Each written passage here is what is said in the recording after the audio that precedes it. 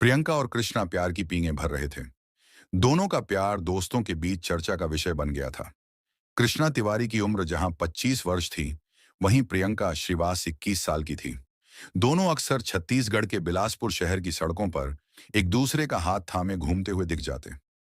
कृष्णा उसे अपनी bullet motorcycle पर भी घुमाता था। दोनों का प्रेम परवान चढ़ रहा था। कृष्णा तिवारी उर्फ डब्बू मूलत कोनी बिलासपुर का रहने वाला था और प्रियंका पास के ही बिल्हा शहर के मुड़ीपार गांव की थी।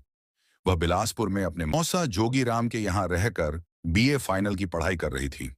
एक दिन कृष्णा ने शहर के विवेकानंद गार्डन में घूमते घूमते प्रियंका से कहा, प्रियंका, आज मैं तुमसे एक बहुत खास बात कहने जा रहा हूं, जिसका शायद तुम्हें बहुत समय से इंतजार होगा। क्या? प्रियंका ने स्वाभाविक रूप से कहा। मैं तुमसे शादी करना चाहता हूं। कृष्णा बोला। मैं चाहता हूं कि हम दोनों शादी कर लें या फिर घर परिवार से कहीं दूर भाग चलें। नहीं नहीं, मैं भागकर शादी नहीं कर सकती। वैसे भी अभी मैं पढ़ रही हूं। शादी होगी तो मेरे माता पिता की सहमति से ही होगी। तब तो प्यार भी तुम्हें मम्मी पापा की आज्ञा लेकर करना चाहिए था। कृष्णा ने उसकी खिल्ली उड़ाते हुए मीठे स्वर में कहा। देखो, प्यार और शादी में बहुत बड़ा फर्क है। तुम मुझे अच्छे लगे तो तुमसे दोस्ती हो गई और फिर प्यार हो गया। प्रियंका ने सफाई दी। अच्छा, ये तो बड़ी कृपा की आपने हुजूर। कृष्णा ने विनम्र भाव से कहा। अब कुछ और कृपा बरसाओ। मेरी यह इच्छा भी पूरी करो। देखो डब्बू, तुम मेरे पापा को नहीं जानते। वह बड़े ही गुस्से वाले हैं। मैं माँ को तो मना लूंगी, मगर पापा के सामने तो बोल तक नहीं सकती। वो तो, अरे बाप रे। कहते कहते प्रियंका की आंखें फैल गईं और चेहरा सुर्ख हो उठा। तुम कहो तो मैं पापा से बात करूं या फिर उनके पास अपने पापा को भेज दूं।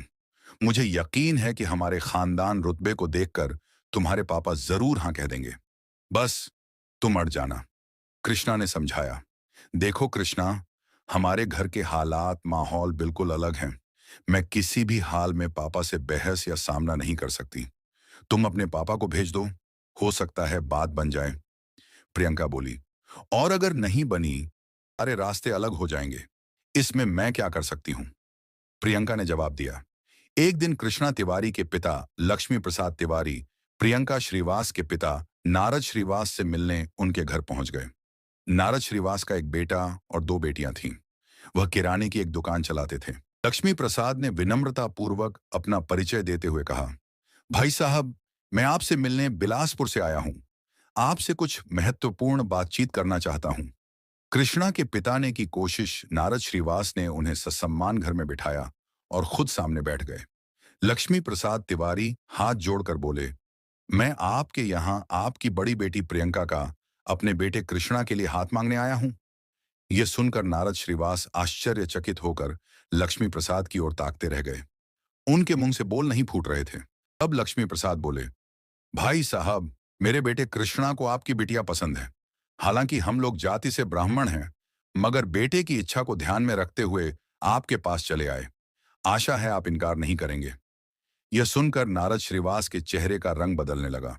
उन्होंने लक्ष्मी प्रसाद से कहा, देखो तिवारी जी, आप मेरे घर आए हैं, ठीक है, मगर मैं अपनी बिटिया का हाथ किसी गैर जातीय लड़के को नहीं दे सकता। मगर भाई साहब, अब समय बदल गया है। मेरा आग्रह है कि आप घर में चर्चा कर लें। बच्चों की खुशी को देखते हुए अगर आप हाँ कर देंगे तो यह बड़ी अच्छी बात होगी। लक्ष्मी प्रसाद ने सलाह दी। देखिए पंडित जी, मैं समाज के बाहर बिल्कुल नहीं जा सकता। फिर प्रियंका के लिए मेरे पास एक रिश्ता आ चुका है। वे लोग प्रियंका को पसंद कर चुके हैं। मैं हाथ जोड़ता हूं, आप जा सकते हैं। नारद श्रीवास ने विनम्रता से कहा तो लक्ष्मी प्रसाद तिवारी अपने घर लौट गए।